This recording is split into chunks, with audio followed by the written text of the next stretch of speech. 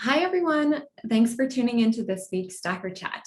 The Stacks 2.0 blockchain launched earlier this year, bringing apps and smart contracts to Bitcoin. My name is Gina Abrams. I've been in the Stacks ecosystem for 4 years, and today I'm joined by Trevor Owens, managing partner at the Stacks Accelerator. How are you, Trevor? Thanks so much for joining us today. I'm doing great, Gina. Thanks for having me. Always a pleasure. Absolutely. Now, you're calling in from Seoul, is that correct? Yep, South Korea, Gangnam, Seoul. Gangnam style. So that's where I'm based right now. Awesome. Cool. Well, just to learn a little bit more about the Stacks Accelerator, it invests in amazing teams building Web 3.0 businesses on Stacks and Bitcoin. And in a previous life, Trevor helped grow the lean startup movement and was an advisor to Stacks all the way back in 2013. Trevor, to start, I'd love to hear a quick intro and a little bit about what pulled you back into the Stacks ecosystem. Yeah, so I've spent about a decade in working with early stage startup companies, created the first training program on lean startup methodologies, working with Eric Ries, and kind of taking like everything he talked about in his book and distilling it into like a 3-day boot camp over the weekend and bringing in a lot of great mentors. And I built my own company around that. So we built a company called Javelin, which was helping distill that process into like a step-by-step for entrepreneurs. It was a SaaS product. We raised money from Techstars and Upfront Ventures and a bunch of great in VCs. And that was around the time that I first met Manib and learned about Stacks. And I actually had been friends with Ryan for a couple of years before that, but they were just getting started. I remember they were actually working on some other things before that, like they were thinking about medical health records, and they were building a marketing tool. And then they kind of really got super into like Bitcoin. And I remember I first like talking about Bitcoin, like talking to them made me buy my first Bitcoin in 2013. And like, I threw a lot of like, I'm a very skeptical person by nature, so back then I was throwing them a lot of like, well, you know, questions and reasons why I didn't think like just to understand Bitcoin. And I wasn't like immediate like, oh, this is great, but then like talking to them, like they knew everything, like, and they'd only been, looking into it for a few months, but they'd read like the white paper, they looked at the source code, and I was like, all right, this is awesome. And so I started buying Bitcoin. That was when it went from like 100 to like 1,000.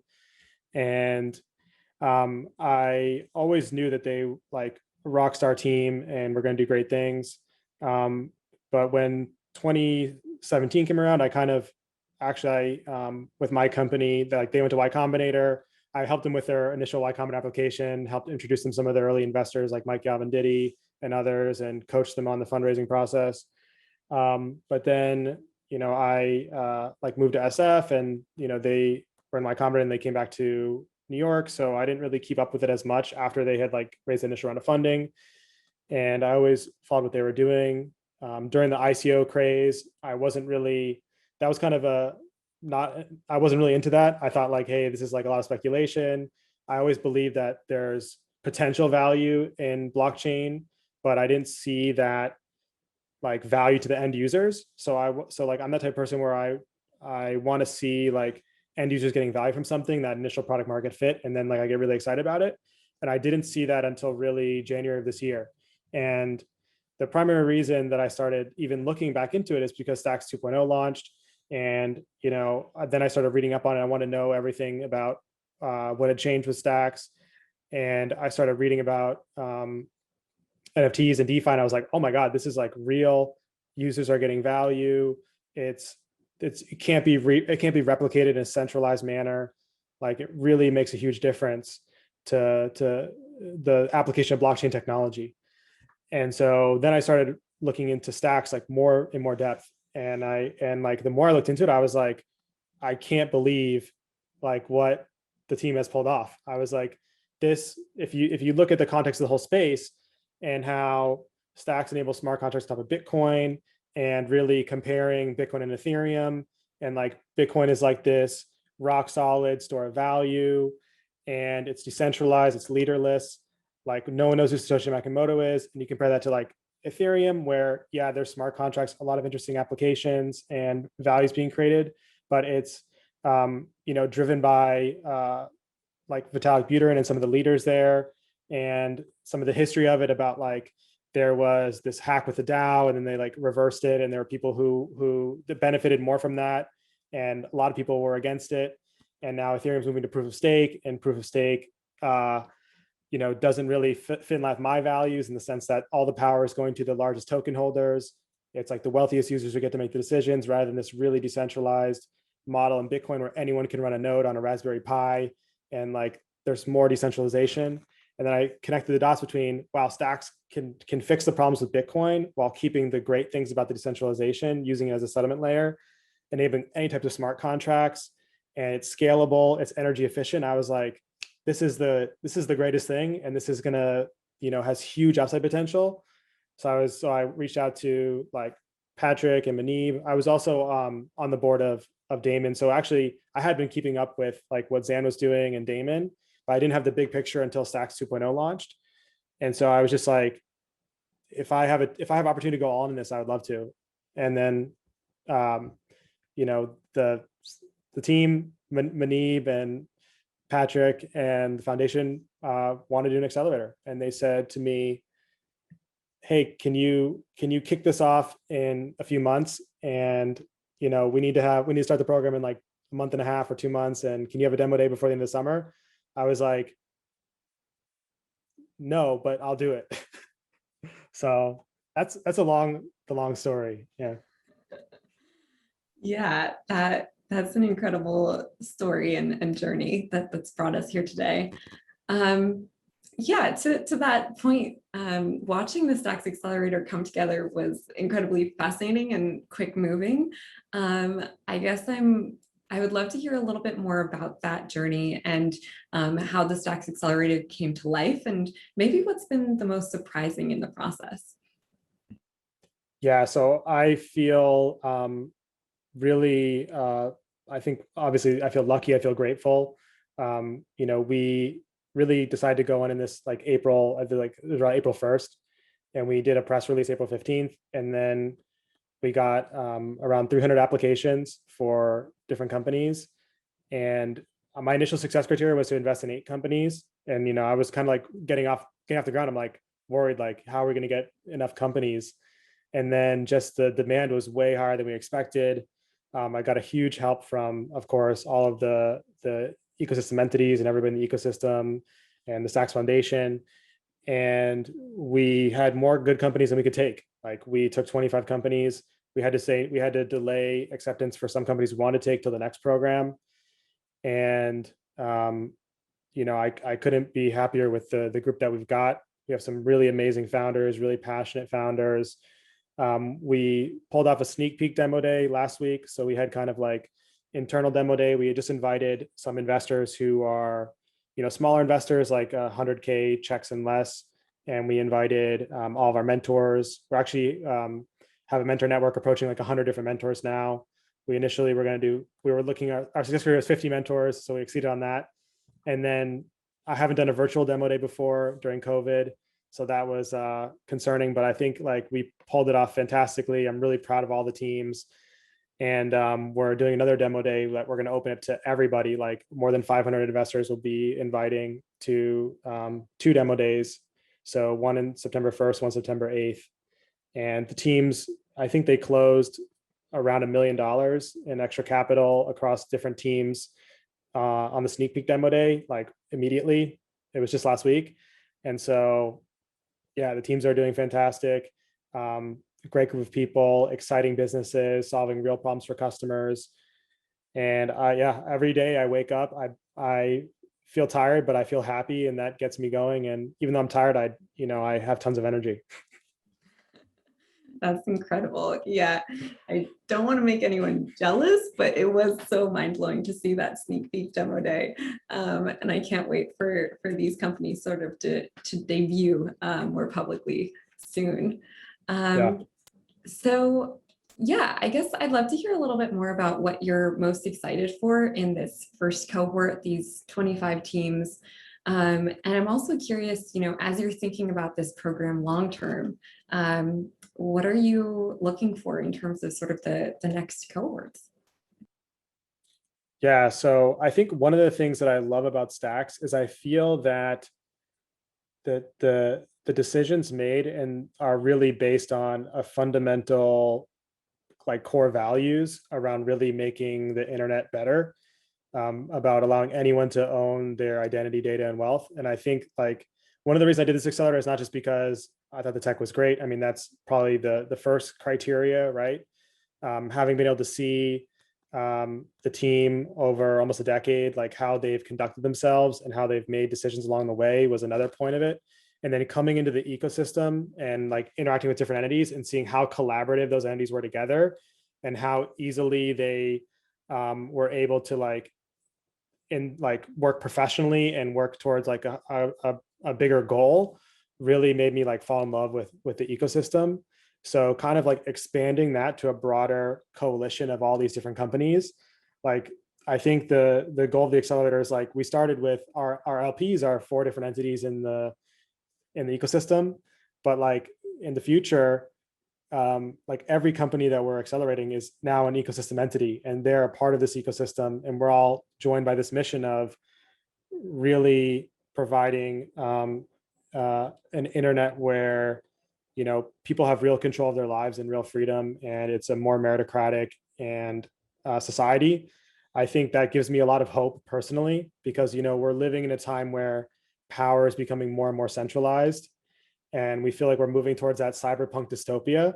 But I feel like Stacks and the crypto community, especially around Bitcoin, is bringing us towards a better future. And there's of course like people are saying like, oh, like there's this energy debate, right? That's like in the media. But I don't think it's the complete story, and I see a lot of potential for Bitcoin to be a positive force for renewable energy. In fact, we invested in a company called Sustainable Bitcoin Standard, which is actually even making that happen faster and tracking that and adding transparency so that Bitcoin can be used to make renewable energy adoption happen much faster. But I feel like we're able to bring the world to a place where instead of a cyberpunk dystopia, it's like a solar punk utopia. So I think that's what I'm excited about. That's a great quote. I'm going to use that.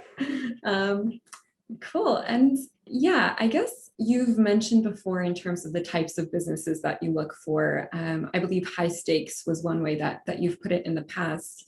I'd love to hear a little bit more about what you feel like is sort of a high stakes business. What is potentially a good fit for the Stacks Accelerator?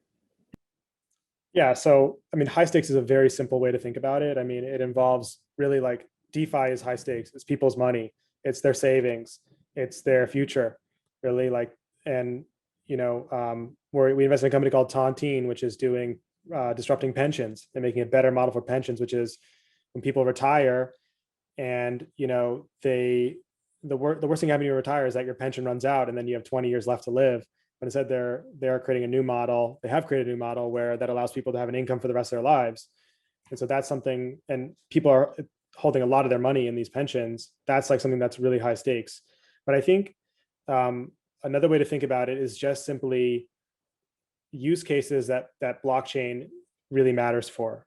So anything where there's like high stakes like that, like holding people's money, you don't want to trust a centralized authority, lack of trust. Like also, we have a company called Higher Vibes where they are actually enabling referrals for job candidates in a way that I think is not possible in a centralized manner, because it allows like crowdsourcing of finding job candidates for your company. You want to hire a developer, you post it on the Higher Vibes job board, and then an army of recruiters or even individuals acting as recruiters can get a bounty through the smart contract for your to recommend you the right employee.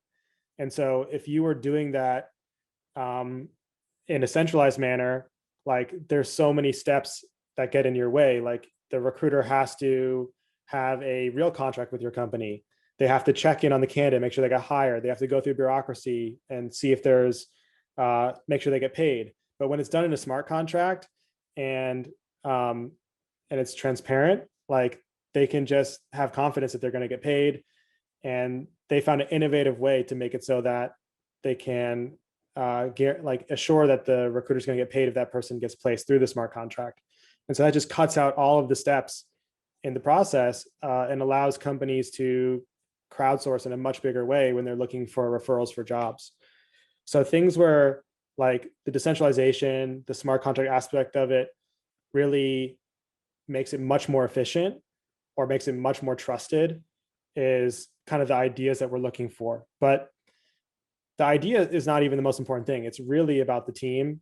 And the idea is kind of like just an IQ test on the team to see like if they have a really bad idea, maybe it could be us that we're not seeing it, or it's that it shows that the team has promise if they've figured out something like this. But so that's why we're really looking at the individuals, that they have the technical skills to execute, that they're full-time committed, that they're passionate, that they also mix with the values of the Stacks ecosystem, that they are guided by a sense of purpose, that we always ask them like, first question, why blockchain? Second question, why Stacks?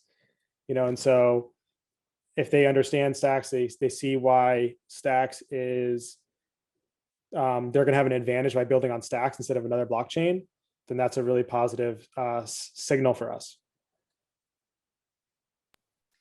Excellent. Now, I'm curious from your standpoint, you're an entrepreneur and now you're creating this network for entrepreneurs to sort of succeed in the Stacks ecosystem. And I'm curious to hear your perspective in terms of sort of crypto or Stacks particularly. What do you think are some of the things that might be holding talent back from entering the space? And I guess, how are you hoping to sort of solve that problem through the Stacks Accelerator? Yeah, so I honestly think it's just early. And I think like some of the media narrative and some of like the history of like with ICOs, I mean, listen, there's a lot of fluff in the space, like no doubt about it. But there's also a ton of amazing things happening. And so it's not always easy to see through that fluff and see through that stuff to see the gold. I mean, I think of us like we're Stacks Accelerator team, we're in the river panning for gold, like looking for these teams and identifying the diamonds in the rough that and so I think it's early. I think a lot of the history of the space with ICOs has kind of hurt the idea of it. But when people actually look at it with open eyes and with an open mind, and you actually see what's happening in the space around like the real value to end users, I think it becomes obvious that blockchain technology has turned the corner. Like for me, seeing that was like, when AlphaGo beat the world #1 player in Go, Lee Sedol, it was like it was a moment that taught everybody like AI can do something that we thought it couldn't before. Deep learning can do something we thought it couldn't before, because people had predicted for years that computers could never beat like a human at Go. And here you have an AI beating the world's #1 player. For me, seeing that blockchain provides more value to users than centralized services is that same like watershed moment. So I think people are going to be catching up soon. And also I think really actually COVID was a huge boost to Bitcoin, of course, because of the government's printing tons of money and inflation. And people just started to see like a lot of the value in Bitcoin is just because the inflation, and it's growing relative to the dollar. And that's a real problem that I think cryptocurrencies can help solve. Now, just to touch back a little bit on one of the responses you gave before, you mentioned really asking folks about sort of why blockchain and why Stacks. And I'd love to hear from all of these interviews and conversations that you're having, what seem to be the key takeaways for why folks are choosing Stacks? I would say like the first bite is usually around like Bitcoin, right? It's like a lot of the founders, they believe in Bitcoin. And also I would say it's about what the accelerator provides. So like the community, we did a lot of actually even cold outreach to a lot of founders. Like, and we just started with a conversation with them. We explained to them the benefits of Stacks, and that we as Stacks Accelerator are like their supporter, and that like We want to help them raise money. We want to help them be successful. We want to give them a community of other founders and mentors. I think that it was a combination of people who were already sold on Stacks, maybe like a third were already sold on Stacks. And actually we took a lot from people who had already been in the community, received grants. That's a huge positive signal for us. If you can receive a grant before, like every cohort, we're going to look at everyone who received a grant, and we're just going to like talk to them about their plan to make it a business and that kind of thing. And that's a kind of a front row seat with us. And the second thing was like a lot of people on the edges who they were into Bitcoin, they were hesitant about proof of stake, and they wanted to do stuff related to Bitcoin. And quite a few people who were very informed, you know, I was surprised, but they hadn't gone that deep into Stacks. And then we talked to them, and it was a combination of Stacks and what we could offer. And then there was a third group of people, another third, who like really had no idea about Stacks, but we reached out, we talked about the Excel, we talked about the values of Stacks, and like, oh, this sounds great. Like, I'd love to do this. And part of the reason we're able to get the founders who even had known nothing about Stacks is because when we invest in them, we don't offer any anti-competitive clause in our contract. When we invest, we don't say you can't build on Ethereum, you can't build another platform. And we did that because we want to get the best founders. We don't want to have any sticking point that they're going to even have to think about. And so I wouldn't be doing this if I didn't know that Stacks was the best. And I know like that I'm going to tell them like, hey, like you don't have to build Stacks, but we're going to teach you all about Stacks. We're going to let you learn about it, and we'll let you make your own decision.